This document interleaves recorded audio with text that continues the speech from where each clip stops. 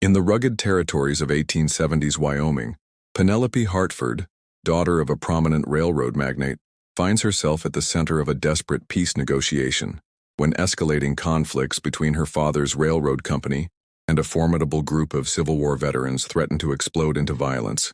An unusual proposal emerges. Penelope must marry Captain Jackson Wade, the battle-hardened leader of the veterans, to secure a lasting truce. What begins as a purely political arrangement in the harsh frontier landscape soon evolves into something neither expected. As Penelope navigates life in a rough settlement filled with scarred soldiers and discovers the depth behind Jackson's fierce exterior, she uncovers not only love, but also her own strength and purpose in a world where survival demands courage and compromise. The Wyoming Territory stretched endlessly before Penelope Hartford as her father's private railroad car swayed rhythmically along the newly laid tracks. Through the dust-covered window, she watched the rugged landscape unfold, rolling hills dotted with sagebrush, distant mountains crowned with snow, and the occasional glimpse of wildlife darting across the vast expanse. It was October 1873, and the crisp autumn air carried the promise of winter's harsh embrace. Penelope's gloved hands trembled slightly as she smoothed the emerald silk of her traveling dress, a garment that seemed absurdly elegant against the backdrop of this untamed frontier. At 22, she possessed the refined beauty expected of a railroad magnate's daughter: auburn hair meticulously arranged beneath a feathered hat, porcelain skin that spoke of a life spent in drawing rooms rather than under the relentless prairie sun, and intelligent green eyes that had read every book in her father's Boston library. "Father, surely there must be another way," she said, her voice barely audible above the clatter of wheels on steel. Her Boston accent seemed fragile in this raw landscape, each carefully enunciated syllable a reminder of how far she had traveled from her comfortable world of afternoon teas and charity galas. Cornelius Hartford, a mountain of a man whose graying beard could not soften the hard lines carved by years of railroad building, did not look up from his maps and correspondence. His weathered hands, stained with ink and bearing the calluses of a man who had once swung a hammer alongside his workers, moved methodically across the papers that represented his life's work, the expansion of the Hartford and Western Railroad across the challenging terrain of Wyoming Territory. "Penelope, we have discussed this matter thoroughly," he replied, his voice carrying the weight of exhaustion and desperation that had accumulated over months of escalating conflict. "Captain Wade and his men control the mountain passes we need for the railroad's continuation. They have legitimate grievances about the railroad's impact on their settlement, and they possess both the military expertise and determination to halt our progress indefinitely." The settlement in question, known simply as Wade's Crossing, had emerged organically around a strategic river ford, where Captain Jackson Wade and approximately 40 Civil War veterans had established their community 3 years earlier. These men, bearing the invisible wounds of battles at Gettysburg, Antietam, and countless other fields of carnage, had sought solace in the isolation of the Wyoming mountains. They had built homes, established farms, and created a functioning society based on the brotherhood forged in the crucible of war. Penelope had heard the stories whispered in her father's study during late-night meetings with investors and railroad officials. The veterans were not mere obstacles to progress. They were formidable opponents who had transformed their settlement into an impregnable fortress. Under Captain Wade's leadership, they had successfully repelled 3 separate attempts by railroad security forces to establish right-of-way through their territory. Each confrontation had resulted in damaged equipment, injured men, and mounting costs that threatened the railroad's financial stability. "But marriage, father?"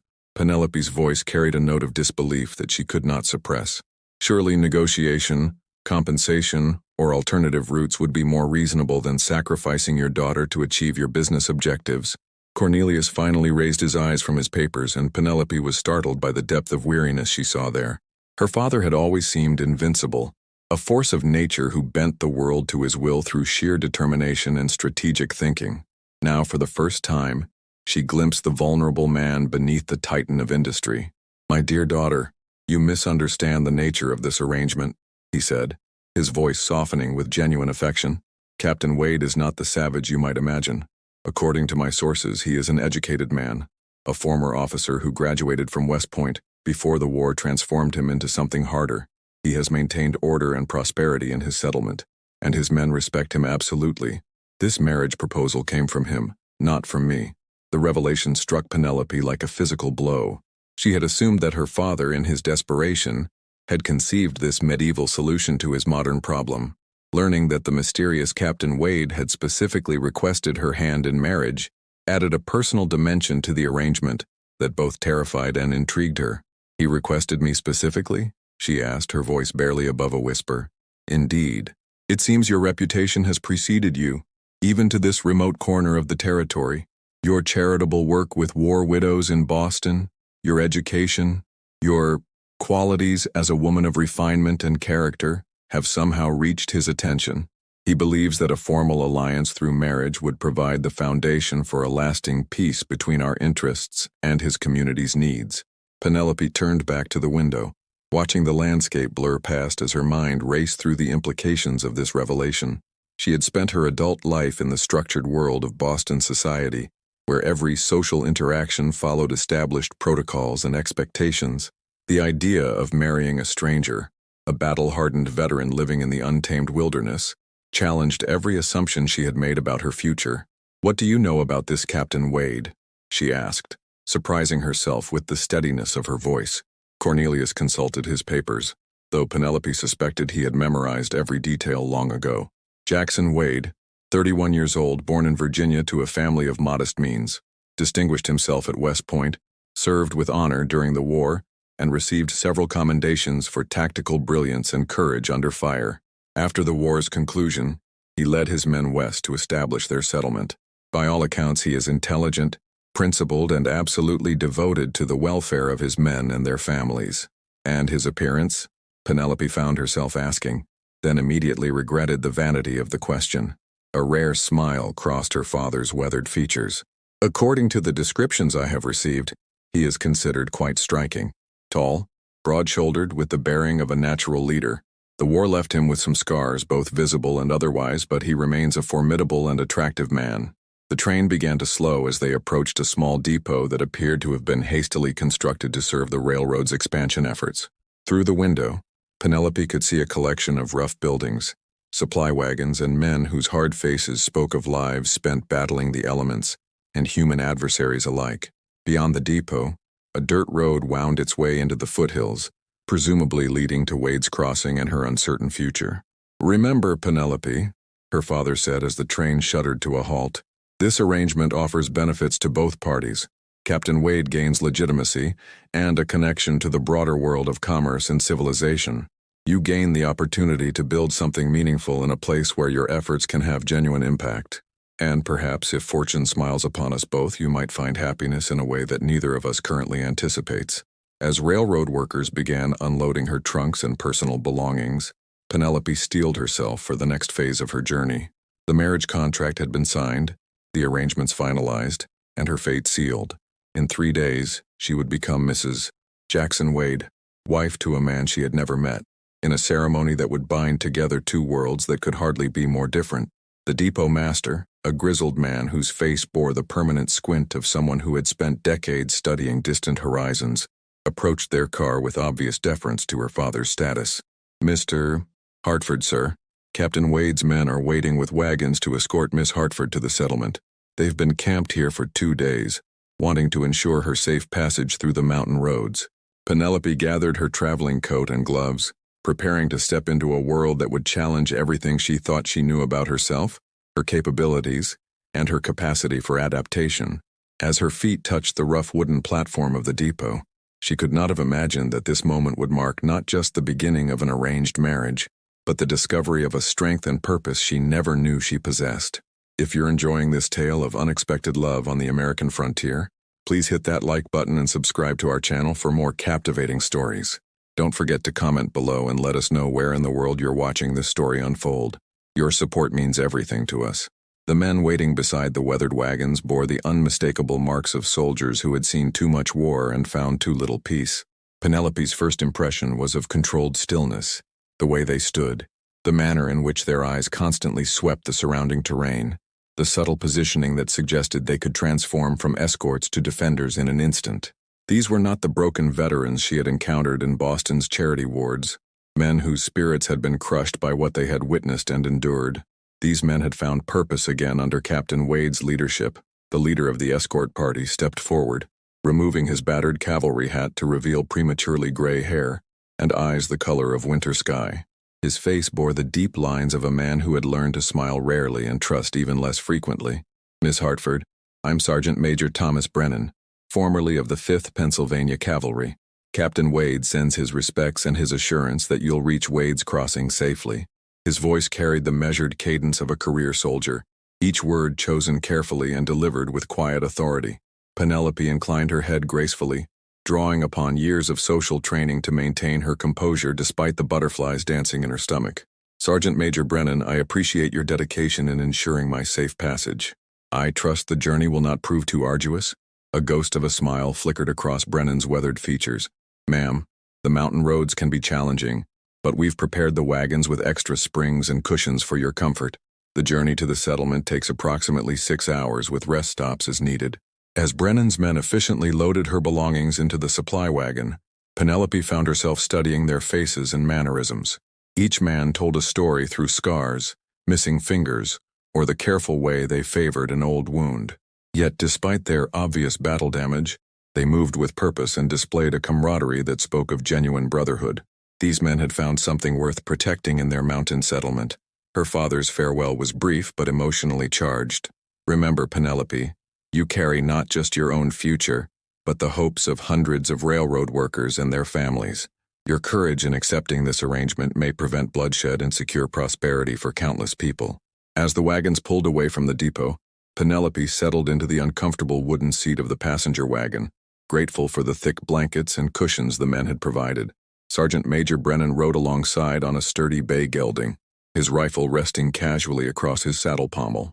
The other escorts, 5 men in total, positioned themselves strategically around the small convoy, their alertness suggesting that the mountain roads held dangers beyond rough terrain.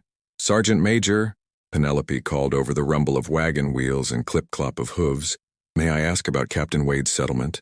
What should I expect when we arrive?" Brennan guided his horse closer to her wagon. "Wade's Crossing is unlike anything you've encountered in Boston, miss. We've built it from nothing, cleared the land, constructed the buildings, established farms and workshops. Every man contributes according to his abilities, and every family shares in the community's prosperity. The captain has created something remarkable up there. And Captain Wade himself? What manner of man is he?" The question seemed to require careful consideration before Brennan responded. "Captain Wade is the finest officer I've served under, ma'am, and I've served under many. He's fair but firm, intelligent but practical. The war changed all of us, but it refined him into something exceptional. He sees solutions where others see only problems, finds hope where others find only despair." As they climbed higher into the foothills, the landscape transformed from rolling prairie to dense pine forests punctuated by rocky outcroppings and rushing streams. The air grew thinner and colder, carrying the crisp scent of evergreens and the promise of early snow. Penelope pulled her traveling coat tighter around her shoulders, marveling at the wild beauty of this untamed country. "How did you all come to follow Captain Wade to this remote location?" she asked, during a rest stop beside a clear mountain stream. Brennan dismounted and approached her wagon, his expression thoughtful. "After the war ended, most of us had nowhere to go, ma'am. Homes destroyed, families scattered, skills that seemed useful only for killing. The captain gathered us together and presented a vision, a place where we could build something worthwhile, where our military experience could serve constructive purposes. He promised us dignity, purpose, and brotherhood. He's delivered on every promise." The other men nodded in agreement, their faces reflecting genuine respect and loyalty for their leader. Penelope began to understand that she was entering a community bound together by something far stronger than mere convenience or proximity. These men had found salvation in their mountain settlement. As afternoon shadows lengthened and the wagons wound higher into the mountains, Penelope caught her first glimpse of Wade's Crossing. The settlement occupied a natural plateau beside a rushing river, surrounded by towering pines and protected by steep ridges on 3 sides. From her elevated vantage point, she could see approximately 30 well-constructed log buildings arranged in an orderly pattern around a central square.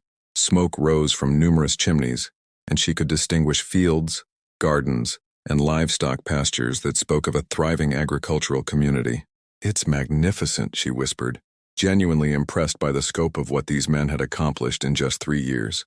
"The captain chose this location personally," Brennan explained with obvious pride. "Defensible, well-watered, with fertile soil and abundant timber. Every building placement, every field boundary, every road was planned according to his specifications. As their wagons descended toward the settlement, Penelope noticed figures emerging from buildings and gathering in the central square.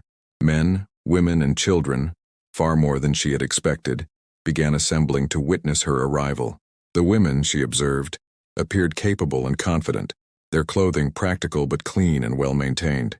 The children seemed healthy and spirited, playing freely in the open spaces between buildings. "How many families live here?" she asked. 43 men, 31 women, and 67 children, Brennan recited with military precision. "The women are mostly war widows who found new husbands among our ranks, though some came west independently seeking fresh starts. The children are thriving.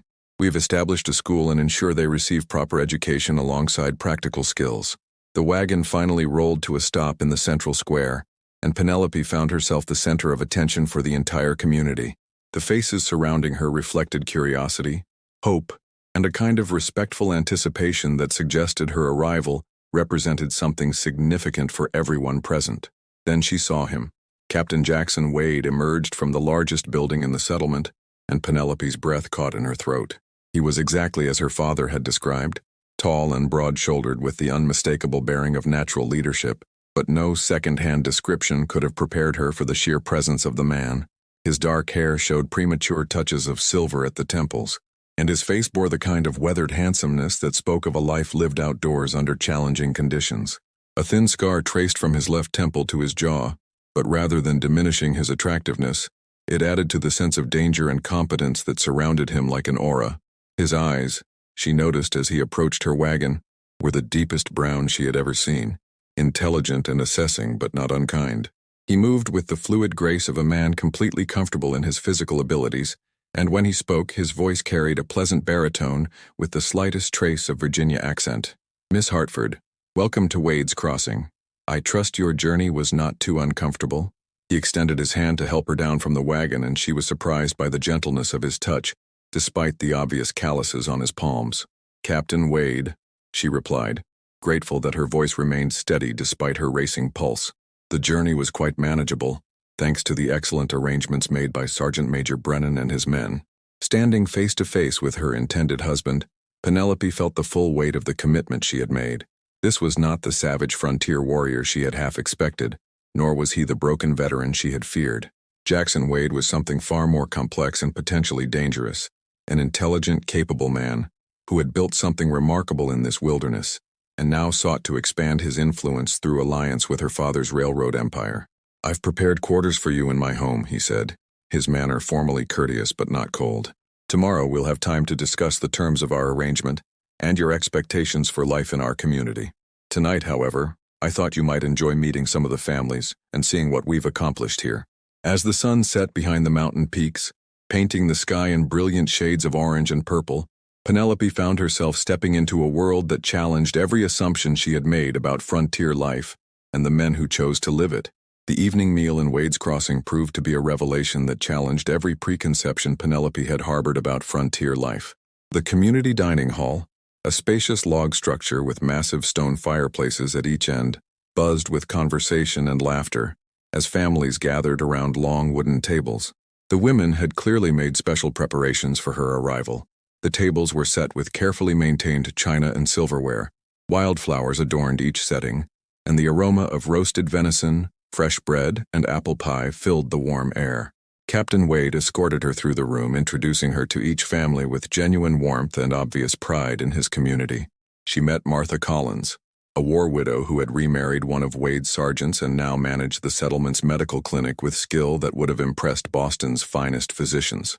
There was Heinrich Miller, a German immigrant and former Union artillery officer, who had established a blacksmith shop and foundry that produced tools and equipment for the entire mountain region. "Mrs. Patterson here teaches our children," Wade explained as they paused beside a table where a dignified woman in her 40s sat surrounded by several youngsters. She was a governess in Philadelphia before the war disrupted her employer's household. Now she's educating the next generation of mountain dwellers. Eleanor Patterson rose gracefully, extending her hand with the practiced ease of an educated woman. "Miss Hartford, what a pleasure to meet you. I've heard wonderful things about your charitable work with war widows in Boston. Perhaps you might share some of your experiences with our community? Throughout the evening, Penelope found herself genuinely impressed by the quality of people Wade had assembled in his settlement. These were not desperate refugees seeking mere survival, but capable individuals who had chosen to build something extraordinary in the wilderness. The men possessed skills beyond mere soldiering: carpentry, farming, engineering, business management, while the women brought education, medical knowledge, artistic talents, and the organizational abilities necessary to transform a collection of buildings into a true community. "Captain Wade," she said as they walked together toward his cabin after the meal, "I must confess surprise at the sophistication of your settlement. I had expected something far more primitive." Wade's smile held a hint of amusement. "Miss Hartford, may I speak frankly? Your father's railroad represents progress and prosperity, but it also threatens to transform this entire region in ways that could destroy what we've built here. My men and their families have found peace and purpose in these mountains. I won't allow that to be swept away by the demands of industrial expansion." They had reached his cabin, a substantial 2-story log structure that commanded a view of the entire settlement. The interior surprised her further: well-crafted furniture, extensive bookshelves, oil paintings depicting mountain landscapes, and a stone fireplace large enough to heat the entire main room. This was clearly the home of an educated man who valued both comfort and beauty. "Your quarters are upstairs," Wade said, indicating a polished oak staircase. "I've had the room prepared with everything I thought you might require. Tomorrow we should discuss the practical aspects of our arrangement and your role in this community." Alone in her assigned room, Penelope discovered that Wade's preparations had been thoughtful and comprehensive. The space contained a comfortable bed with hand-stitched quilts, a writing desk positioned near the window, a wardrobe for her clothing, and even a small shelf stocked with books, including several volumes of poetry and literature that suggested careful consideration of her interests. The following morning brought crisp autumn air and brilliant sunshine that transformed the mountain landscape into a tapestry of gold and crimson. Penelope dressed carefully in a practical wool dress suitable for exploring the settlement, then descended to find Wade waiting with breakfast and coffee that rivaled anything served in Boston's finest hotels. "I thought you might like to see our workshops and farms this morning," he suggested. "Understanding what we've accomplished here will help you appreciate why this community means so much to all of us." Their tour began at the grist mill, where a massive water wheel harnessed the power of the rushing river to grind grain into flour. The miller, a former cavalry sergeant named Peterson, explained how they had designed the mechanism to operate efficiently even during the harsh mountain winters. From there, they visited the sawmill, where carefully selected timber was transformed into lumber for construction and furniture making.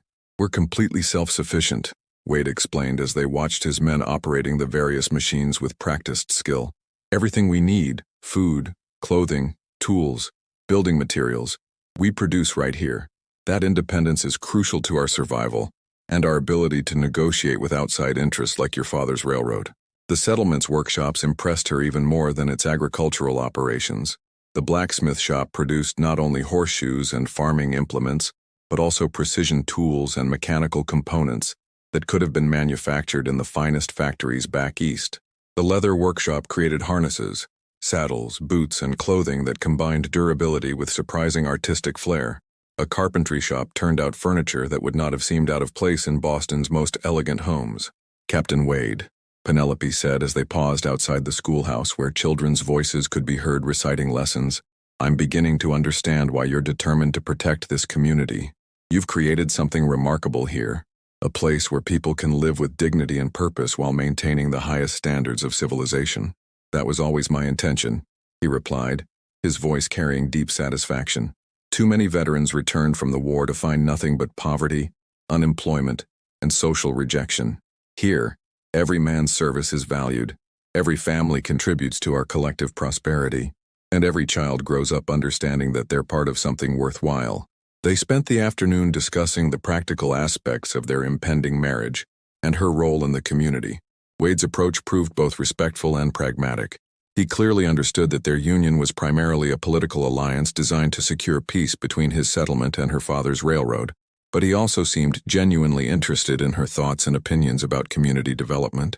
"I won't pretend this arrangement is based on romantic affection," he said as they sat together on the porch of his cabin, watching the sun begin its descent behind the mountain peaks. "However, I hope we can build mutual respect and perhaps even friendship. You bring education, social connections, and perspectives that could benefit everyone here. In return, I can offer you the opportunity to help shape something meaningful and lasting." Penelope found herself studying his profile as he spoke, noting the strong jaw, the intelligent eyes, the way his hands moved expressively when he discussed his plans for the settlement's future. This was not the cold, calculating warrior she had expected, but rather a man driven by genuine concern for his people's welfare and an ambitious vision for their collective future. "What about the railroad?" she asked. "How do you envision resolving the conflict with my father's expansion plans?" Wade's expression grew more serious. "The railroad can proceed through our territory, but only under terms that respect our community's integrity and security. We need guarantees about land rights, compensation for any disruption to our operations, and assurance that the railroad workers passing through will respect our laws and customs. Your marriage to me provides the foundation for negotiating those terms in good faith." That evening, as Penelope prepared for bed in her comfortable room overlooking the settlement, she reflected on the extraordinary turn her life had taken. 3 days ago, she had been a Boston socialite whose greatest concern was organizing charity events and managing her father's household. Now she stood on the threshold of becoming the wife of a frontier leader, whose community represented everything she had never known she wanted: purpose, authenticity, and the chance to build something meaningful from the ground up. The wedding was scheduled for the following afternoon, a simple ceremony that would be witnessed by the entire community. As she lay in the comfortable bed surrounded by the sounds of the mountain wilderness, Penelope realized that her apprehension had transformed into something far more complex: anticipation, curiosity, and the growing recognition that Captain Jackson Wade might offer her a future far more fulfilling than anything she could have imagined in her previous life. The wedding morning dawned clear and cold, with frost painting delicate patterns on the cabin windows and the distant mountain peaks gleaming like diamonds against the brilliant blue sky. Penelope awoke to the sound of bustling activity throughout the settlement as the community prepared for the ceremony that would unite their leader with the Boston heiress, whose marriage represented both personal commitment and political alliance. Martha Collins arrived early with several other women to help Penelope prepare, bringing with them a wedding dress that took her breath away. The gown, crafted from ivory silk that must have been precious beyond measure in this remote location, featured intricate lacework and pearl buttons that spoke of countless hours of patient labor. "We've all contributed something to this dress," Martha explained as she helped Penelope into the garment. The silk came from Mrs. Patterson's hope chest. The lace was made by Heinrich Müller's wife using techniques she learned in Bavaria, and every woman in the settlement contributed hours of sewing. "It represents our welcome to you as part of our community family." The gesture moved Penelope deeply, representing as it did the generous spirit that seemed to characterize everything about Wade's Crossing. These women, many of whom had endured tremendous hardships and losses, had invested their time, materials, and skills to create something beautiful for a stranger who was marrying their beloved leader, primarily for political reasons. "I'm honored beyond words," Penelope replied, her voice thick with emotion. "I hope I can prove worthy of such kindness and generosity." The ceremony took place in the central square under a canopy of pine boughs and late autumn flowers. Every member of the community gathered to witness the exchange of vows, their faces reflecting genuine happiness and hope for the future. Reverend Williams, a former Army chaplain who had followed Wade to the mountains, performed the service with dignity and warmth that transformed what could have been a cold business arrangement into something approaching sacred ritual. Captain Wade wore his dress uniform, carefully maintained despite its obvious age, the blue wool and brass buttons polished to perfection. Standing beside him in the crisp mountain air, Penelope felt the weight of the moment, not just the personal commitment she was making, but the broader implications for two communities whose futures were now irrevocably linked. "Do you, Jackson Wade, take this woman to be your lawfully wedded wife, to have and to hold in sickness and in health, for richer and for poorer, until death do you part?" "I do," Wade replied, his voice carrying clearly across the assembled crowd, his dark eyes meeting hers with an intensity that made her pulse quicken. "Do you, Penelope Hartford, take this man to be your lawfully wedded husband, to have and to hold, in sickness and in health, for richer and for poorer, until death do you part?" "I do," she answered, surprised by the conviction in her own voice and the realization that she meant those words far more deeply than she had expected. The kiss that sealed their union was brief but not perfunctory. and Penelope felt something electric pass between them in that moment, a recognition that their arrangement might evolve into something neither had anticipated. The celebration that followed the ceremony revealed yet another dimension of the community Wade had created. Musicians emerged with fiddles, harmonicas, and a guitar, filling the autumn air with melodies that ranged from traditional folk songs to classical pieces adapted for frontier instruments. Tables groaned under the weight of foods that showcased both the abundance of their mountain environment and the culinary skills of women who had refused to abandon civilization's refinements, despite their remote location. As the afternoon progressed and the celebration continued into the evening, Penelope found herself drawn into conversations that challenged her assumptions about frontier life and the people who chose to live it. Heinrich Müller discussed metallurgy and engineering with the passion of a scholar, while his wife shared techniques for preserving foods that would have impressed Boston's finest chefs.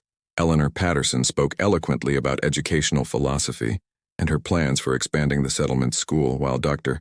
Collins, Martha's husband, described medical innovations he had developed specifically for treating injuries and illnesses common to mountain life. "You've surrounded yourself with remarkable people," Penelope told Wade, as they danced together under the starlit sky, the sounds of celebration continuing around them. "They surrounded themselves with each other," he corrected gently. "My role was simply to provide the vision and leadership that allowed their talents to flourish. Every person here chose to be part of something larger than individual survival or prosperity." Later that evening, as the festivities wound down and the community members began returning to their homes, Wade escorted his new wife to his cabin, now their shared home. The transition felt both momentous and surprisingly natural, as if the evening's celebrations had subtly shifted their relationship from formal alliance to genuine partnership. "I want you to know," Wade said, as they stood together in the main room of the cabin, firelight casting dancing shadows on the log walls, "that I understand the sacrifice you've made in coming here. Your life in Boston offered comforts and opportunities that we simply cannot provide in this wilderness." Penelope moved to the window that overlooked the settlement, now quiet except for the occasional sound of a horse nickering or a dog barking in the distance. "Captain Wade Jackson, I'm beginning to think I may have gained far more than I've sacrificed. Boston society offered luxury and entertainment, but it never offered purpose or the chance to build something meaningful." He joined her at the window, standing close enough that she could feel the warmth radiating from his body and catch the scent of pine and wood smoke that seemed to cling to his clothing. "What do you see when you look out at our settlement?" "I see families who found security and prosperity through cooperation and mutual support. I see children who are learning not just academic subjects, but practical skills that will serve them throughout their lives. I see men who've transformed their military experience into constructive leadership, rather than allowing it to consume them with bitterness or despair." Wade's smile was warm and genuine. "Then you understand what we're fighting to preserve. The railroad your father is building will bring changes to this region, some beneficial, some potentially destructive. Our challenge is to navigate those changes while maintaining the community's integrity and values." Their conversation was interrupted by urgent knocking at the cabin door. Sergeant Major Brennan's voice called out, "Captain, we have riders approaching from the east. They're carrying railroad company flags." Wade's expression immediately shifted from relaxed enjoyment to alert readiness. "How many riders, Sergeant Major?" 6 men, sir, with pack animals. They appear to be a survey party, but they're traveling fast and arriving unexpectedly. Should we prepare defenses?" "No, but post sentries and ensure our people are ready for any eventuality. Miss Hartford, Mrs. Wade, these may be representatives from your father's company." Penelope felt a chill of apprehension as she realized that their brief honeymoon period might be ending before it had truly begun. The arrival of railroad representatives so soon after their wedding suggested that events were moving faster than anyone had anticipated, and that the delicate balance they were attempting to establish between the settlement and the advancing industrial interests might face immediate testing. "Should I speak with them?" she asked. "If they are indeed from my father's railroad, they may be more receptive to negotiation if they understand that I've fulfilled my part of our agreement." Wade considered her suggestion carefully. "Perhaps, but we'll approach this cautiously. Railroad companies have been known to use diplomacy as cover for less honorable intentions. Tomorrow morning we'll meet with these visitors and determine their true purpose." As they prepared for bed in their shared cabin, both newlyweds understood that their marriage had already begun facing the challenges they had anticipated.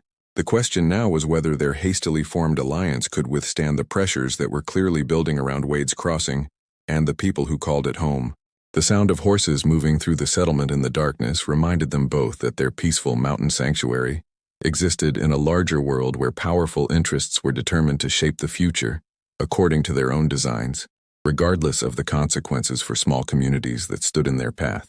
Dawn had barely broken over the mountain peaks when Penelope awoke to the sound of men's voices discussing strategy in hushed but urgent tones outside the cabin. Through the frost-covered window she could see Wade conferring with Sergeant Major Brennan and several other settlement leaders, their breath forming white clouds in the crisp morning air as they gestured toward the eastern approach where the railroad company's representatives had made camp. Wade entered the cabin quietly, clearly attempting not to disturb her, but found her already dressed and preparing coffee at the stone hearth. "You're awake early, Mrs. Wade," he said, and she noticed how the formal address carried a warmth that had been absent during their initial negotiations. "I assumed you would want to meet with these visitors as soon as possible," she replied, handing him a steaming cup. "I've been thinking about their unexpected arrival, and I suspect my father may have sent them to verify that our marriage actually took place.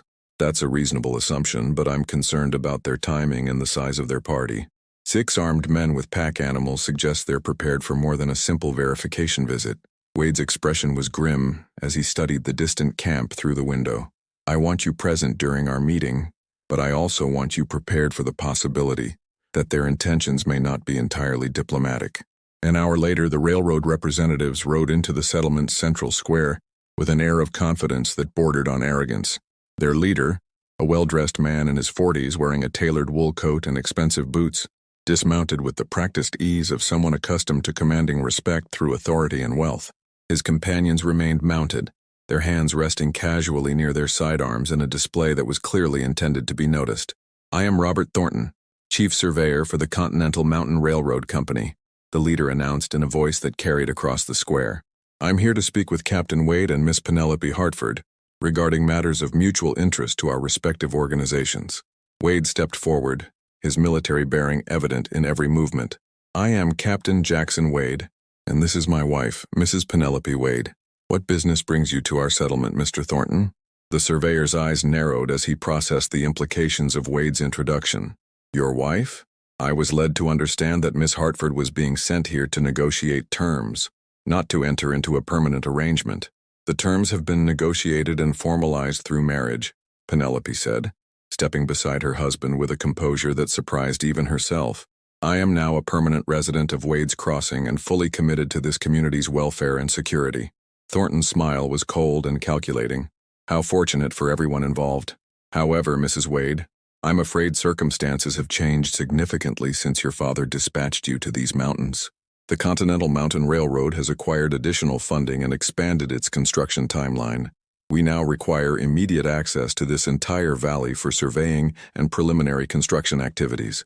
"That represents a substantial change from the original agreements," Wade replied evenly. "Our understanding was that any railroad construction through this region would be subject to negotiation and mutual consent. Your understanding was based on outdated information," Thornton said, producing a leather portfolio from his saddlebags. "These documents represent new federal legislation that grants the Continental Mountain Railroad eminent domain authority throughout this entire mountain region. Your settlement exists at the sufferance of the railroad company, and that sufferance has conditions." Penelope felt her blood run cold as she recognized the implications of Thornton's words. Eminent domain authority would allow the railroad to seize private property for public use, effectively stripping Wade's community of any legal protection against forced relocation or dissolution. "What conditions?" Wade asked, his voice remaining steady despite the obvious threat. "Complete cooperation with our surveying and construction activities, beginning immediately. Temporary relocation of your settlement to allow for railroad construction through this valley. Acceptance of employment opportunities with the railroad company for any residents who wish to remain in the region after construction is completed." "And if we refuse these conditions?" Penelope inquired, though she suspected she already knew the answer. Thornton's smile became openly predatory. "Mrs. Wade, I'm sure your father explained to you the consequences of failing to secure peaceful cooperation from this settlement. The federal government has authorized whatever measures are necessary to ensure that railroad construction proceeds on schedule. Military intervention is available if civilian cooperation cannot be obtained." The threat hung in the morning air like a physical presence, and Penelope could see the faces of settlement residents who had gathered to observe the meeting. These were families who had found peace and prosperity in the mountains after enduring the horrors of war, and now they faced the possibility of losing everything they had built together. "Mr. Thornton," Penelope said, her voice carrying the authority she had learned in Boston social circles, "I believe you may be operating under some fundamental misunderstandings about both my father's intentions and my role in these negotiations." The surveyor's attention focused on her with obvious skepticism. "Please enlighten me, Mrs. Wade. My father sent me here to establish peaceful relations with Captain Wade's community, not to facilitate their destruction or displacement. The Hartford family has built its reputation on fair dealing and mutual prosperity, not on the exploitation of vulnerable populations. Your father's reputation is admirable, Mrs. Wade, but business realities sometimes require difficult decisions. The Continental Mountain Railroad represents progress and economic development for this entire region. A small settlement cannot be allowed to obstruct projects of national importance." Wade stepped forward, his posture shifting subtly but unmistakably toward readiness for conflict. "Mr. Thornton, you've delivered your message. Now I'll deliver mine. Wade's Crossing will not be relocated or dissolved to serve railroad interests. Our community has legal rights that we will defend, through whatever means prove necessary." "Captain Wade," Thornton replied, his own voice hardening, "I hope you're not threatening violent resistance to federal authority. Such actions would be considered treasonous and would be met with overwhelming force. I'm stating our position clearly so that there can be no misunderstanding," Wade answered. "We are prepared to negotiate reasonable accommodations for railroad construction that respect our community's rights and interests. We are not prepared to surrender our homes and livelihoods to serve corporate profits." Penelope watched the exchange with growing alarm, recognizing that the situation was escalating toward a confrontation that could result in tragedy for everyone involved. The railroad company clearly possessed legal authority and military backing that could destroy Wade's settlement, but she also understood that her husband and his people would not yield without a fight that would likely cost many lives. "Gentlemen," she interjected, "perhaps we should consider alternatives that serve everyone's interests more effectively than forced displacement or violent confrontation." Both men turned to her with expressions that suggested they viewed her intervention as inappropriate, but she continued with the confidence that had served her well in Boston's most challenging social situations. "Mr. Thornton, the Continental Mountain Railroad requires a route through these mountains, but it doesn't necessarily require the destruction of an established community that could actually provide valuable services to your construction efforts. Captain Wade, your settlement needs security and economic stability, which a partnership with the railroad could provide more effectively than isolation." "What exactly are you proposing, Mrs. Wade?" Thornton asked, though his tone suggested skepticism about any compromise. "I'm proposing that Wade's Crossing become an official support station for railroad construction and future operations. The settlement's workshops, farms, and skilled residents could provide services, supplies, and labor for the railroad project. In return, the railroad would recognize the settlement's permanent rights to its current location and provide compensation for those services." Wade's expression showed surprise at her proposal, but also growing interest as he considered its implications. "Such an arrangement would require formal contracts and legal guarantees that our community's integrity would be preserved. It would also require demonstration that your settlement can actually provide the services and quality that railroad construction demands," Thornton countered. "We cannot afford delays or substandard work that would jeopardize our construction timeline." Penelope felt a surge of confidence as she recognized that both men were now discussing terms rather than issuing ultimatums. "Mr. Thornton, I suggest you spend the day touring our workshops and farms. I believe you'll find that our capabilities exceed your expectations. Captain Wade, perhaps you could demonstrate some of our community's finest work and explain how our location and resources could benefit railroad operations." The tension in the square remained palpable, but the immediate threat of violence had been replaced by the possibility of negotiation. Penelope realized that her role as mediator between two powerful forces would require all the diplomatic skills she had learned in Boston society, as well as new abilities she was only beginning to discover. The future of Wade's Crossing and her own future as part of this mountain community now depended on her ability to forge a compromise that protected the people she was learning to love, while satisfying the demands of industrial progress that would not be denied. The tour of Wade's Crossing that followed Penelope's diplomatic intervention proved to be a revelation for Robert Thornton. What he had expected to find was a primitive frontier settlement, barely capable of sustaining itself, let alone contributing meaningfully to a major railroad construction project. Instead, he discovered a community whose capabilities and sophistication challenged every assumption he had brought to the mountains. Their first stop was Heinrich Müller's blacksmith shop, where the German immigrant was crafting tools with a precision and artistry that would have impressed craftsmen in Chicago or New York. The forge blazed with heat that transformed raw iron into implements designed specifically for mountain conditions. Specialized picks for working in rocky soil, reinforced wagon wheels capable of handling steep terrain, and custom hardware for construction projects requiring unusual strength and durability. "These are remarkable," Thornton admitted, examining a set of railroad spikes that Müller had forged as examples of his work. "The metallurgy is sophisticated, and the craftsmanship exceeds anything I've seen from our usual suppliers." Müller wiped his hands on his leather apron, his pride evident but restrained. "In Bavaria, I learned techniques that have been refined over centuries. Here in the mountains, I have adapted those techniques for conditions that demand both strength and reliability." Wade guided Thornton through the settlement's sawmill, where precision-cut lumber was being produced in quantities that could support substantial construction projects. The mill employed water power from the mountain stream, channeled through an ingenious system of flumes and wheels that provided consistent energy throughout most of the year. "We can produce standard railroad ties, bridge timbers, and construction lumber to any specifications you require," explained Thomas Patterson, the mill foreman.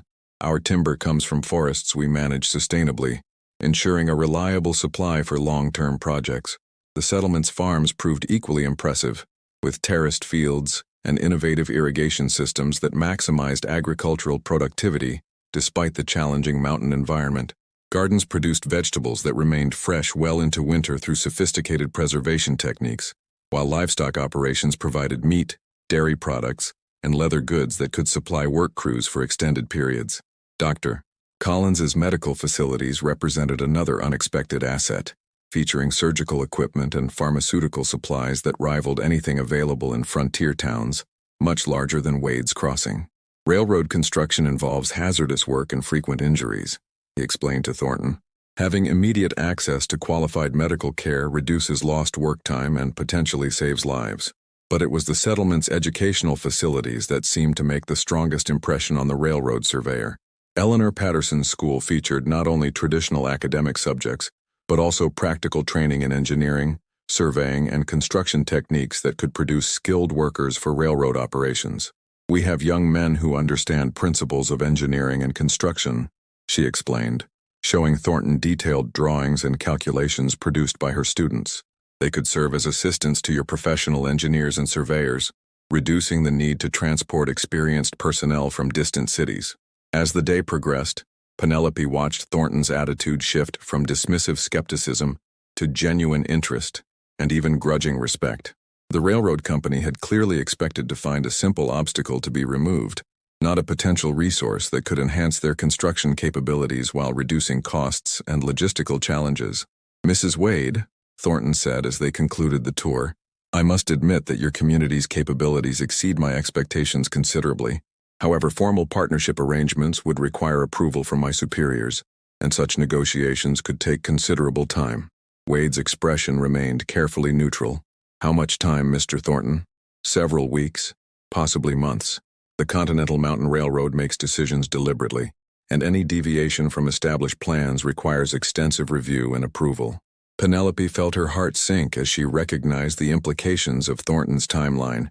Weeks or months of uncertainty would create intolerable stress for the settlement's families, while also providing opportunities for the railroad company to develop alternative plans that might not include preserving Wade's Crossing. "Mr.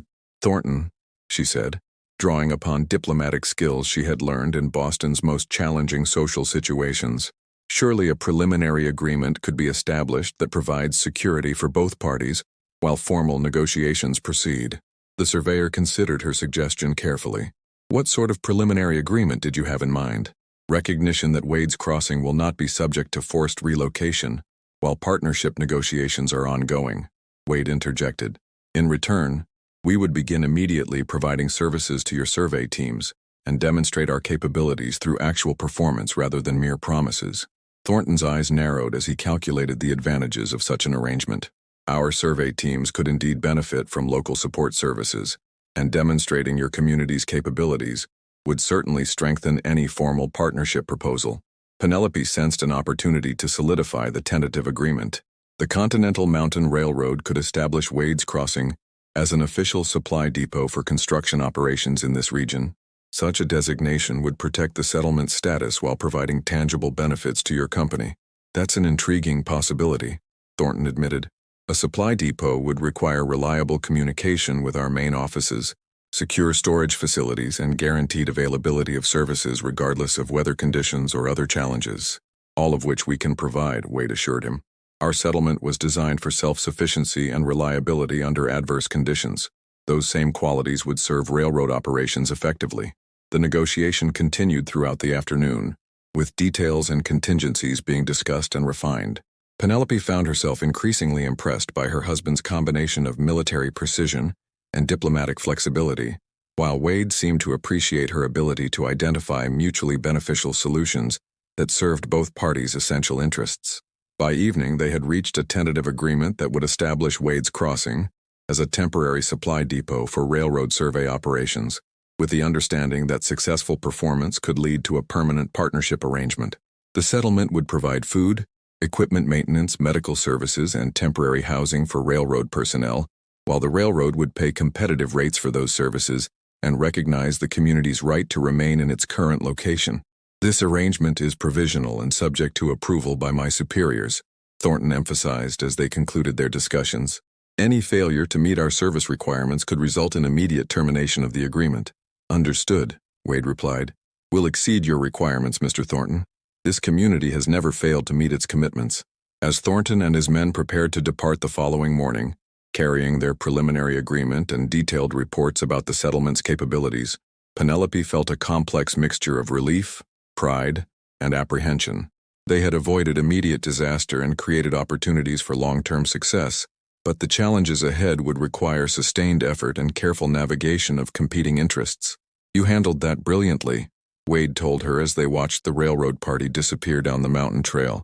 Your diplomatic skills may have saved our community. We handled it together, she corrected, surprising herself with how naturally the word we came to her lips. I'm beginning to understand that the strength of this settlement comes from people working together toward common goals. Wade's smile was warm and genuine. You're becoming one of us faster than I expected, Mrs. Wade, but this is only the beginning. If we're going to make this partnership work, we'll need to expand our capabilities significantly while maintaining the community values that make this place worth preserving. Penelope looked out over the settlement that was becoming her home, watching families go about their daily routines with the confidence that came from security and mutual support. The children played games that taught them skills they would need as adults, while their parents worked at tasks that served both individual and community needs. What do we need to do first? She asked, already thinking about the challenges and opportunities that lay ahead. We need to prove that Wade's Crossing can be a reliable partner for industrial operations without losing the qualities that make us a genuine community. That's going to require careful planning, hard work, and the kind of leadership that brings out the best in everyone. As they walked back toward their cabin, Penelope realized that her marriage to Jackson Wade had evolved into something far deeper than the political alliance they had originally intended. They were becoming true partners in building something meaningful and lasting, and she found that prospect both thrilling and humbling. The future remained uncertain, with challenges that would test both their relationship and their community's resilience. But for the first time since leaving Boston, Penelope felt genuinely hopeful about what that future might bring. The first real test of their agreement with the Continental Mountain Railroad came 6 weeks later, when an early winter storm stranded a railroad survey team 20 miles north of Wade's Crossing. The message arrived at dawn, carried by a half-frozen rider whose horse had nearly collapsed from exhaustion on the treacherous mountain trails. 12 men trapped by an avalanche. The messenger gasped as Dr. Collins examined his frostbitten fingers. They've got shelter but no food, and one man's got a broken leg that's going bad. Mr. Thornton says this is the kind of emergency response that'll prove whether your community can handle railroad partnership. Wade assembled a rescue team within an hour, but Penelope surprised everyone by insisting on joining the expedition despite the dangerous conditions. I've been studying Dr. Collins's medical texts, she explained, loading supplies into a pack with practiced efficiency. An infected fracture requires immediate attention, And you'll need someone with medical training if you're going to save that man's leg. The journey through snow-filled mountain passes tested every survival skill the community had developed over the years. Penelope proved herself capable of keeping pace with experienced mountain men, her determination overcoming any physical limitations through sheer force of will. When they finally reached the stranded survey team, she worked alongside Dr. Collins to clean and properly set the injured man's fracture, her steady hands and calm demeanor helping to prevent what could have been a crippling permanent injury. "Mrs. Wade," the injured surveyor said as she changed his bandages, "I've worked with railroad crews from California to Colorado, and I've never seen emergency medical care this good in the middle of nowhere." The rescue operation's success sent a clear message to railroad management about Wade's Crossing's reliability and capabilities. When Thornton returned 2 weeks later with a formal partnership contract, his attitude had shifted from grudging acceptance to genuine enthusiasm. "The Continental Mountain Railroad is prepared to establish Wade's Crossing as our primary supply depot for this entire mountain region," he announced during a community meeting. "The contract includes guaranteed payment for services, recognition of your community's permanent status, and opportunities for expansion as our construction operations develop." But the partnership brought unexpected challenges alongside its benefits. The influx of railroad workers and supplies began changing the community's character in ways that created tension among longtime residents. Some feared that Wade's Crossing's unique culture of cooperation and mutual support would be overwhelmed by the rough, transient population that typically followed railroad construction. The issue came to a head when a group of railroad workers established a gambling hall and saloon in temporary buildings at the settlement's edge. The operation attracted men from other camps and created problems with drunkenness, fighting, and the kind of lawlessness that plagued many frontier towns. "This isn't what we agreed to," Heinrich Müller complained during a heated community meeting. "We're becoming like every other railroad town, full of troublemakers and people who don't care about building something lasting." Wade found himself caught between honoring the railroad contract and preserving the community values that made Wade's Crossing worth defending. The railroad workers were technically within their rights to establish recreational facilities, but their presence was clearly disrupting the settlement's social fabric. Penelope proposed a solution that drew upon her experience managing complex social situations in Boston's elite circles. "We need to establish clear boundaries and expectations," she suggested. "Not prohibition, but standards that protect our community while accommodating the railroad's needs." Working together, she and Wade developed a comprehensive set of community guidelines that applied to all residents, temporary or permanent. The regulations addressed behavior, business operations, and conflict resolution in ways that preserved Wade's Crossing's cooperative character while allowing for controlled growth and change. The guidelines were enforced not through harsh punishment, but through a system of community involvement that gradually integrated newcomers into the settlement's social fabric. Railroad workers who caused problems were assigned to work projects that benefited the entire community, while those who contributed positively were invited to participate more fully in community activities and decision-making. The approach proved remarkably effective. Within months, many railroad workers had become genuine community members, contributing skills and perspectives that enhanced the settlement's capabilities while adopting the values of cooperation and mutual support that defined Wade's Crossing's culture. Penelope's role in managing this transition earned her recognition as a leader in her own right, rather than simply as Captain Wade's wife. Her ability to bridge different worlds, Boston high society, frontier pragmatism, and industrial efficiency, made her uniquely qualified to help the community navigate the complexities of modernization without losing its essential character. The personal relationship between Penelope and Jackson deepened alongside these professional challenges.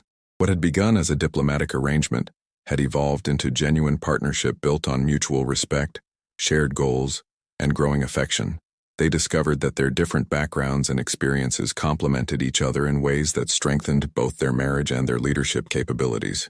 "I never expected to find myself," Penelope confided to Wade one evening as they watched the sun set over the mountains that had become her home. "In Boston, I was playing a role that someone else had written for me. Here, I'm discovering who I actually am and what I'm actually capable of." Wade's response surprised her with its vulnerability. "I was so focused on protecting this community that I'd forgotten what it meant to build something new with another person. You've reminded me that leadership isn't just about holding on to what we have, it's about growing into what we could become." The railroad construction proceeded ahead of schedule through the following spring and summer.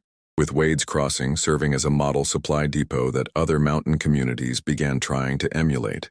The settlement's success attracted attention from territorial officials and business leaders who saw it as proof that frontier communities could thrive through cooperation rather than competition. But perhaps the most significant change came when Penelope discovered she was pregnant with their first child. The news brought a new dimension to her relationship with both Wade and the community, as she began planning not just for immediate challenges, but for the kind of place she wanted to raise the next generation. This child will grow up knowing that communities can be built on something better than fear and greed, she told Dr. Collins during one of her medical consultations. They'll see that different kinds of people can work together to create something stronger than any of them could build alone. The pregnancy also deepened her connection to the other women in the community, particularly Eleanor Patterson and the wives of the other founding families. These relationships, built on shared experience and mutual support, gave Penelope a sense of belonging that her privileged but isolated life in Boston had never provided. As autumn returned to the mountains, bringing the anniversary of her arrival at Wade's Crossing, Penelope reflected on the extraordinary transformation that had occurred in her life. She had come to the mountains as a reluctant participant in a political arrangement, expecting to endure a difficult but temporary exile from the world she knew. Instead, she had discovered capabilities she had never known she possessed, formed relationships deeper than any she had experienced in Boston's artificial social environment, and found a sense of purpose that extended far beyond personal comfort or social status. "Do you ever regret the path that brought you here?" Wade asked one evening as they sat together planning improvements to the settlement's medical facilities. Penelope considered the question seriously, thinking about the comfortable but constrained life she had left behind, the challenges and dangers she had faced, and the uncertain but promising future that lay ahead. "I regret the circumstances that made it necessary," she said finally. "But I don't regret where those circumstances led me. I've found something here that I never could have found in Boston, a chance to be part of building something meaningful and lasting." The railroad partnership continued to evolve, bringing new opportunities and challenges that would test the community's adaptability and resilience.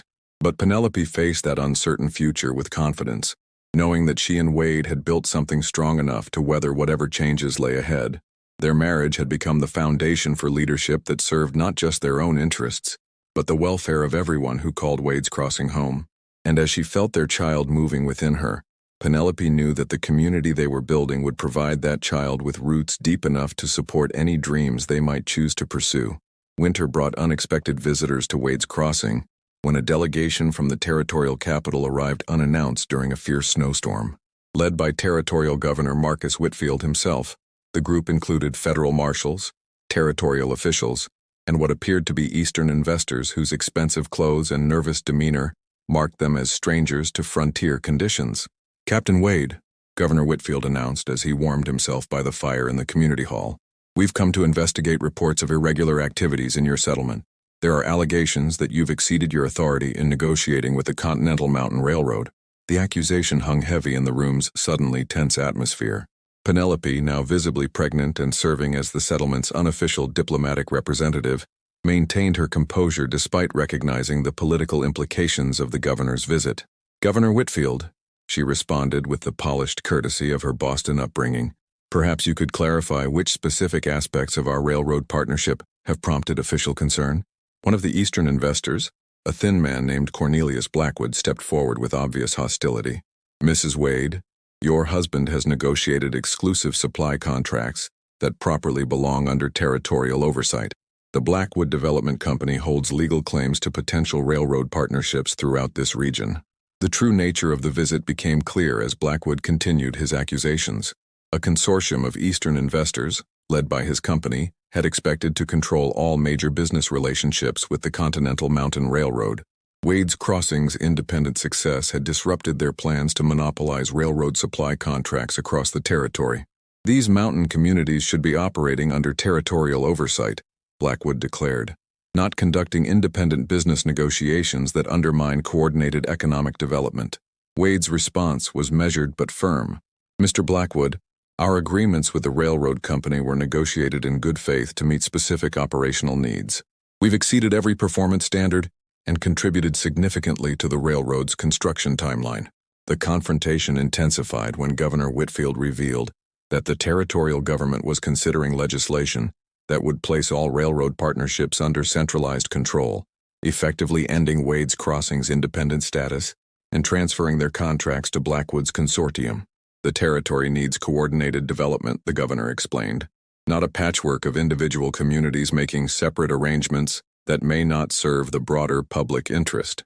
Penelope recognized the political maneuvering behind the governor's words. Blackwood's development company had clearly used political influence and financial pressure to convince territorial officials that independent frontier communities posed a threat to organized economic growth.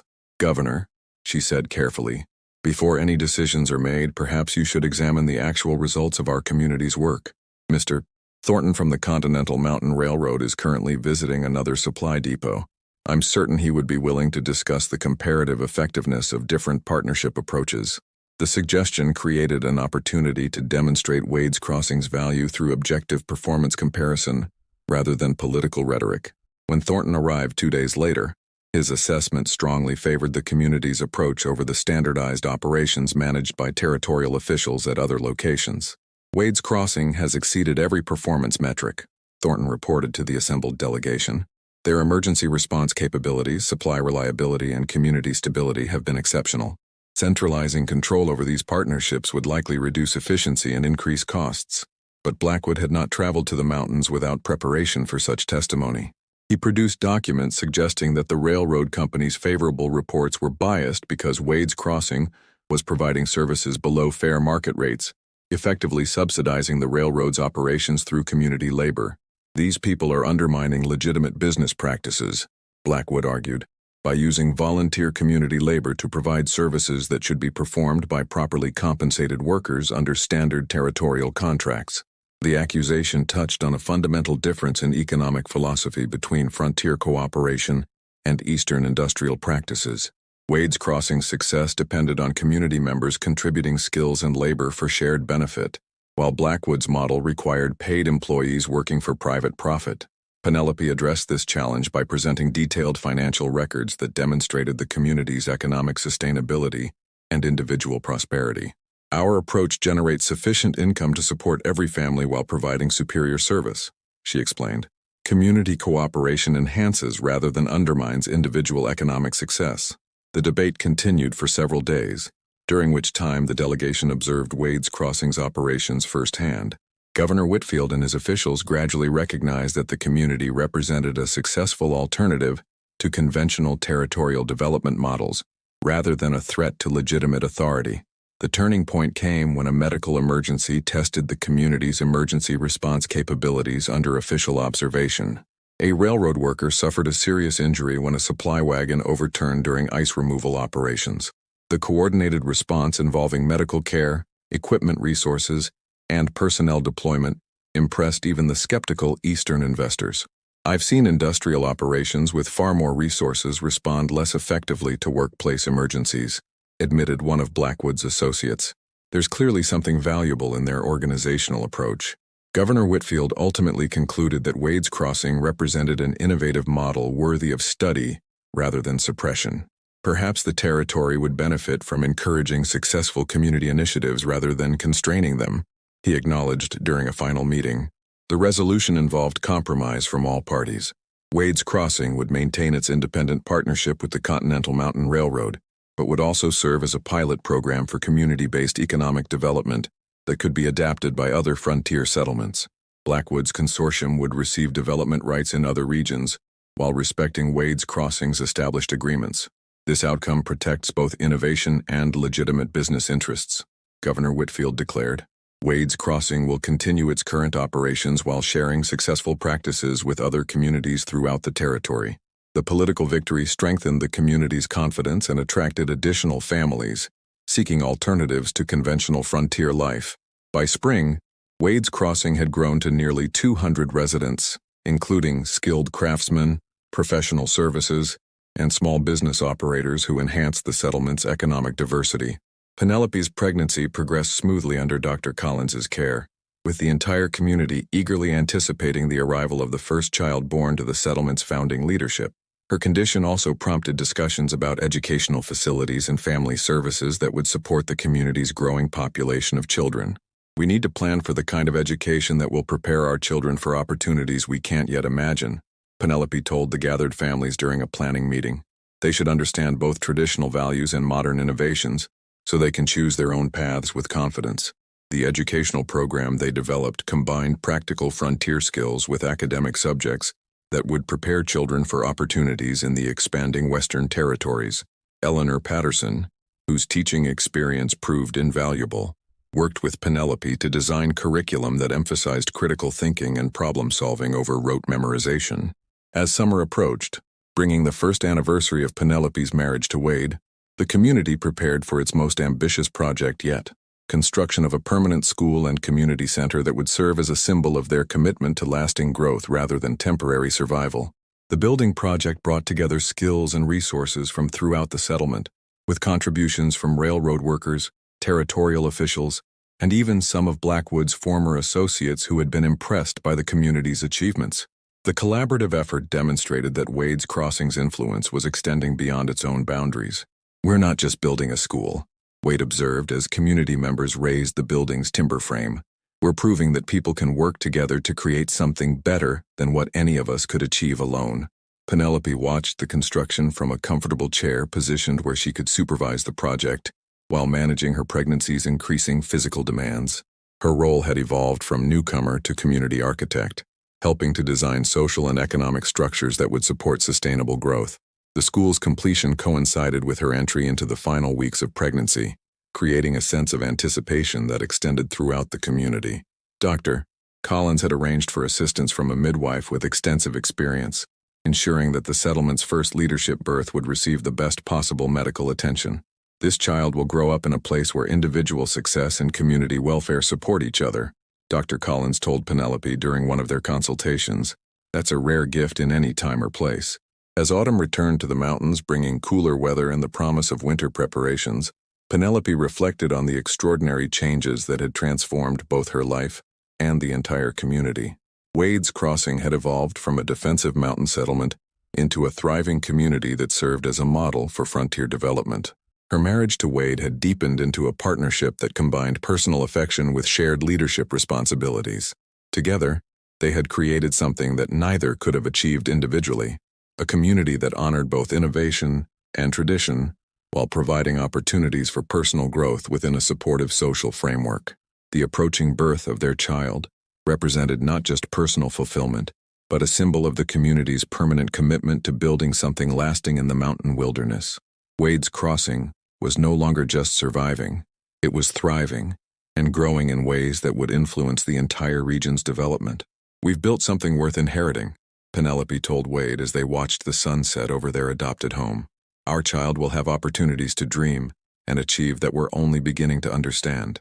The first contractions began on a crisp October morning, when golden aspen leaves danced in the mountain wind and the settlement buzzed with preparations for winter storage. Penelope had been helping Eleanor Patterson organize the new school's library when a sharp pain across her lower back made her pause and grip the edge of a wooden table. "Mrs. Wade," Eleanor said with immediate concern, "perhaps you should return home and rest." But Penelope, who had spent months studying medical texts and discussing childbirth with Dr. Collins, recognized that early labor could continue for many hours. "I think I'll finish cataloging these books," she said calmly. "No sense in waiting around when there's useful work to be done." Her practical approach to labor reflected the mountain pragmatism she had embraced over the past year. Rather than retreating to her bedroom as Boston society would have dictated, she continued her normal activities while timing contractions and monitoring their progression with the methodical attention she had learned to apply to frontier challenges. Word of the impending birth spread quietly through the community, creating an undercurrent of anticipation without the dramatic fuss that might have accompanied such an event in her former social circles. Dr. Collins checked on her periodically throughout the day, while Sarah Muller and the other experienced mothers made unobtrusive preparations for whatever assistance might be needed. "First babies often take their time," Dr. Collins assured Wade, who was struggling to maintain his usual composed leadership while his wife calmly continued organizing educational materials between contractions. Mrs. Wade appears to be managing the process with characteristic competence. As evening approached and the contractions intensified, Penelope finally acknowledged that active labor was beginning. She walked slowly home, supported by Wade, pausing when necessary but maintaining the determined composure that had carried her through every frontier challenge she had faced. The birth took place in the sturdy cabin that had become their home, attended by Dr. Collins, the experienced midwife who had arrived from a neighboring settlement, and Sarah Muller, whose calm presence provided emotional support during the most intense moments of labor. Wade waited outside with Heinrich Mueller and several other community leaders, following the frontier custom that kept men away from the birthing process while remaining close enough to provide immediate assistance if needed. The October night was clear and cold, with stars bright in the thin mountain air and the distant sound of night creatures moving through the forest. "Captain Wade," Heinrich said quietly as they heard sounds from inside the cabin, "this child will be born into something special, a community where people choose to work together instead of just surviving separately."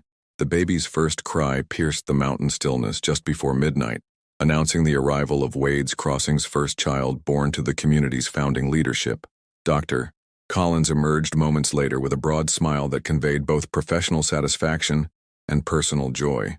"A daughter," he announced, "strong and healthy, with excellent lungs and her mother's determined temperament." Wade entered the cabin to find Penelope holding their daughter, with the same careful competence she brought to every responsibility. Despite the exhaustion of labor, her eyes were bright with wonder and fierce protective love as she examined the tiny fingers and toes of the child who would grow up calling the mountains home. "She's perfect," Penelope whispered, then looked up at Wade with the expression that combined joy, pride, and deep contentment. "What should we name her?" They had discussed names throughout the pregnancy, considering options that would honor both their family histories and their adopted mountain home. "Victoria," Wade suggested, "for the victories we've achieved together, and Hope for her middle name, because she represents everything we're building for the future." Victoria Hope Wade became an immediate focus of community celebration and planning. Her birth represented not just personal fulfillment for her parents, but proof that Wade's Crossing was truly becoming a permanent home rather than a temporary frontier outpost. The naming ceremony took place a week later in the new community center, with families from throughout the settlement gathering to welcome the newest member of their extended family. Territorial Governor Whitfield, who had remained in the area to observe the community's development, served as an honored witness to the celebration. "Victoria Wade will grow up in a place where cooperation and individual achievement support each other," the governor observed during his remarks. "She represents the future of frontier development, children who understand both tradition and innovation." The baby's presence transformed the daily rhythm of Wade's Crossing in subtle but significant ways. Community members took turns helping with childcare when Penelope needed to attend to other responsibilities, creating networks of mutual support that extended beyond the immediate family to include the entire settlement. Eleanor Patterson worked with other mothers to develop childcare arrangements that would allow women to contribute fully to community activities while ensuring excellent care for their children. The solutions they developed became models that other frontier communities began adopting, as word of Wade's Crossing's success continued to spread. Penelope's recovery from childbirth proceeded smoothly, aided by the mountain air, nutritious food, and the community support that ensured she could rest when necessary, while remaining involved in settlement activities. Within a month, she had resumed her role in community planning, though now with Victoria often sleeping peacefully in a basket beside her during meetings. "Motherhood in the mountains is different from what I expected," she confided to Dr. Collins during one of Victoria's medical examinations. "I thought I would have to choose between being a mother and being useful to the community. Instead, I've discovered that they support each other." The railroad partnership continued to evolve throughout the winter, with Wade's Crossing serving as a model for community-based economic development that other settlements tried to emulate. Thornton visited regularly, bringing news of construction progress and opportunities for expanded cooperation. "Your community has proven that frontier development can be both profitable and sustainable," he told Wade during one winter meeting. "The Continental Mountain Railroad is considering similar partnerships throughout the territory, using Wade's Crossing as the template for community cooperation." But perhaps the most significant development came when Territorial Governor Whitfield announced that the federal government was studying Wade's Crossing as a potential model for homestead community development across the expanding Western Territories. The settlement's success in combining individual opportunity with collective cooperation had attracted attention from policymakers seeking alternatives to the often chaotic patterns of frontier expansion. Wade's Crossing demonstrates that frontier communities can provide economic opportunity while maintaining social stability, Governor Whitfield explained during a winter visit. The federal government is interested in encouraging similar developments throughout the West. The recognition brought both opportunities and responsibilities. Wade's Crossing would receive federal support for continued expansion, including funding for infrastructure development and educational facilities. In return, the community would document their organizational methods and provide guidance to other settlements seeking to adopt similar approaches. Penelope played a crucial role in this documentation process, drawing upon her educational background and writing skills to create detailed records of the community's development strategies.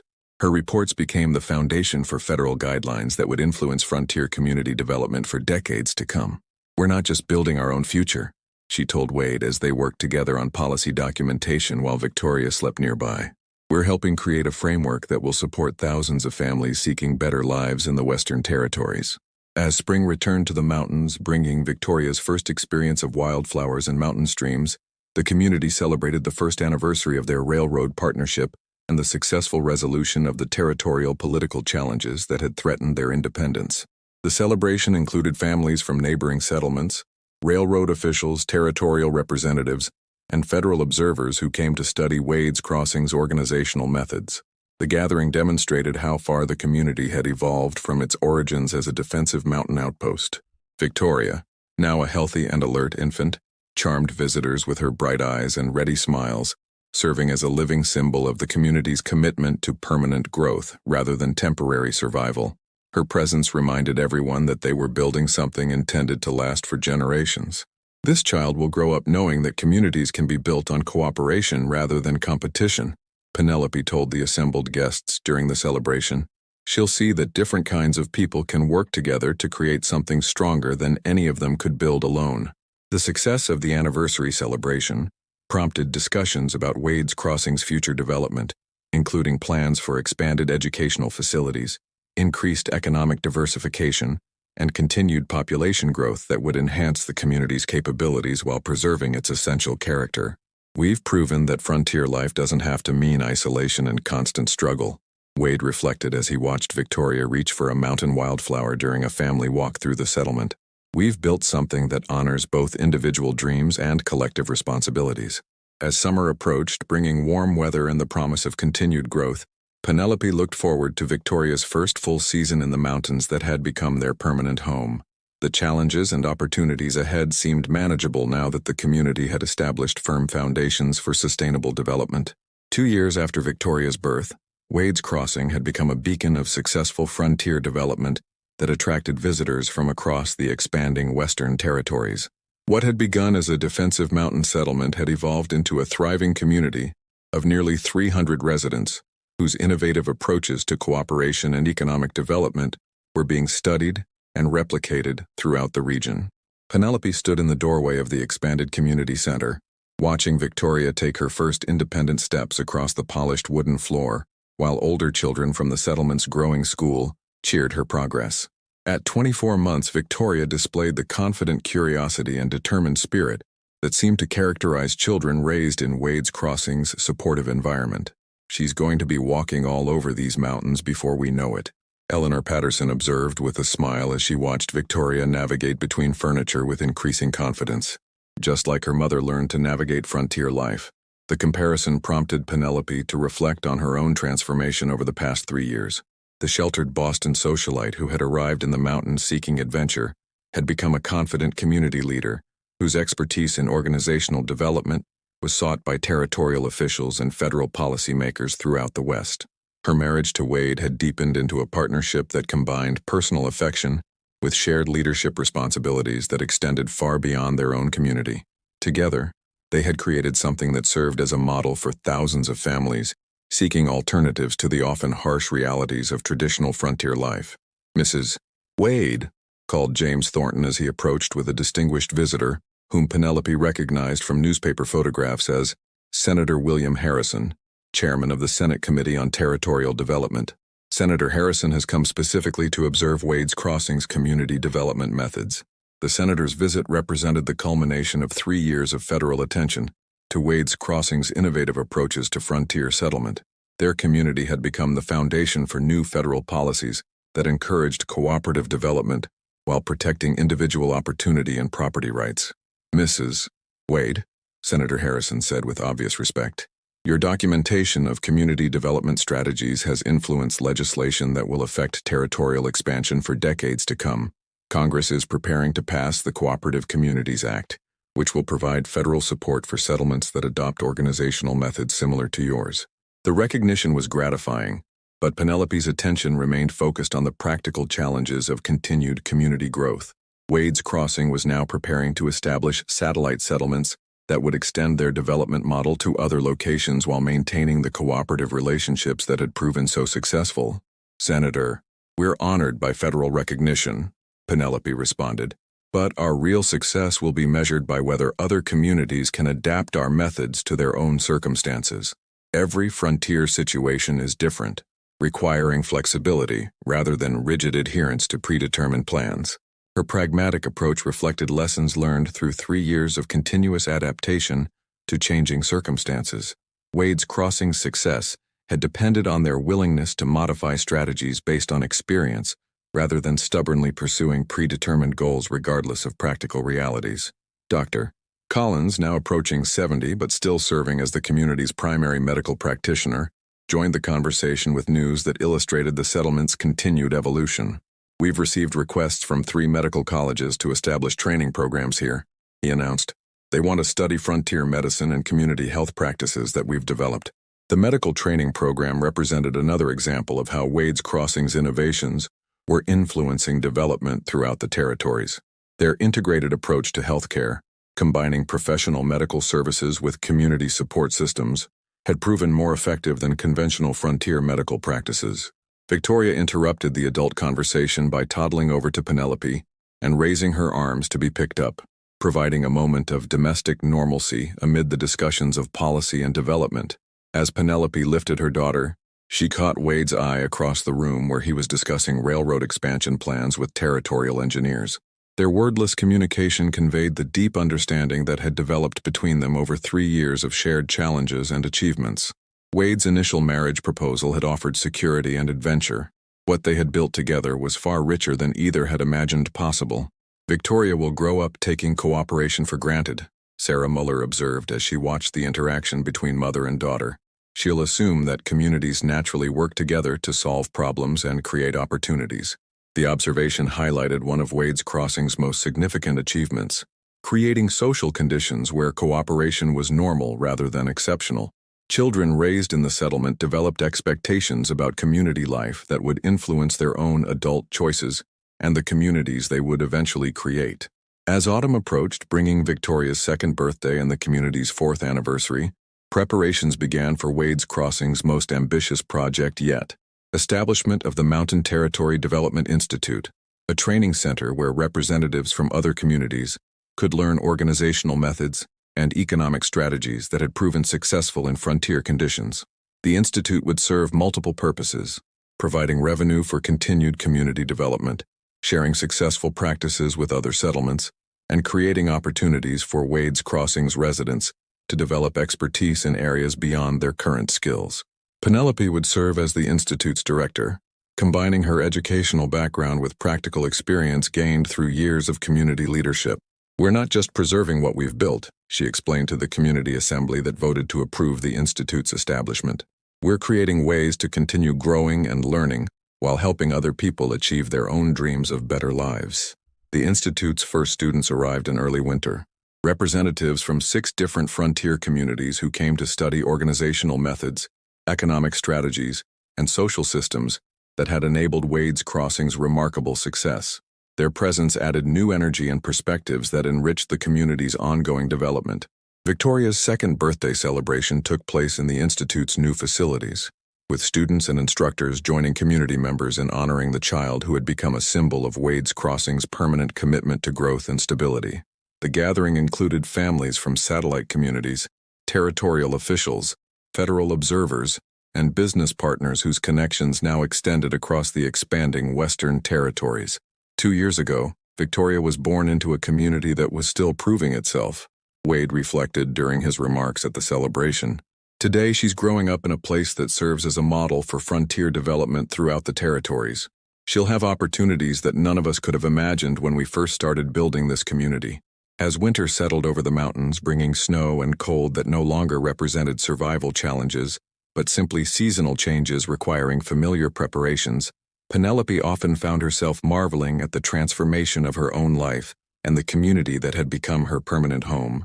The sheltered young woman who had left Boston seeking adventure had become a confident leader whose expertise was sought by policymakers and community developers throughout the expanding West. Her marriage to Wade had evolved from a practical arrangement into a deep partnership that combined personal fulfillment with shared responsibilities that extended far beyond their own immediate interests. Victoria's presence had added dimensions to her life that she had never anticipated. The fierce, protective love of motherhood, combined with the joy of watching a child develop in an environment where individual growth and community support reinforced each other naturally. "We've built something worth inheriting," Penelope told Wade as they sat by their fireplace on a snowy evening, watching Victoria play with wooden toys crafted by community artisans. "She'll grow up knowing that people can work together to create opportunities rather than just competing for limited resources." The community's success had exceeded everyone's expectations, but perhaps the most significant achievement was the demonstration that frontier life could support both individual dreams and collective welfare. Wade's Crossing had proven that cooperation enhanced rather than constrained personal opportunity, creating conditions where everyone could prosper, rather than requiring some to fail so others could succeed. As spring returned to the mountains, bringing Victoria's third year and new challenges and opportunities for the community, Penelope looked forward to continued growth and development that would build upon the solid foundations they had established. The future seemed bright with possibilities that were limited only by their imagination and commitment to the principles that had guided their success. Wade's Crossing had become far more than a successful frontier settlement. It was a demonstration that people could choose cooperation over competition, building communities that honored both individual achievement and collective welfare. The model they had created would influence territorial development for generations to come, creating opportunities for thousands of families to build better lives in the expanding Western territories. Victoria would grow up in a world where such communities were becoming normal, rather than exceptional, where children could expect to find places where their individual talents would be nurtured within supportive social frameworks. The transformation that had begun with Penelope's journey from Boston to the mountains had created ripple effects that would continue expanding long after the original pioneers had passed into history. Standing in the doorway of their home as dawn broke over the mountain peaks, Penelope reflected on the extraordinary journey that had brought her from the constrained elegance of Boston society to the limitless possibilities of frontier leadership. She had found adventure, but more importantly, she had discovered her own capacity to create meaningful change in the world. The mountains that had once seemed intimidating now felt like home, and the community they had built together represented the best possible future for her daughter and the generations that would follow. Wade's Crossing stood as proof that ordinary people could achieve extraordinary things when they chose cooperation over competition and shared responsibility over individual isolation. The end.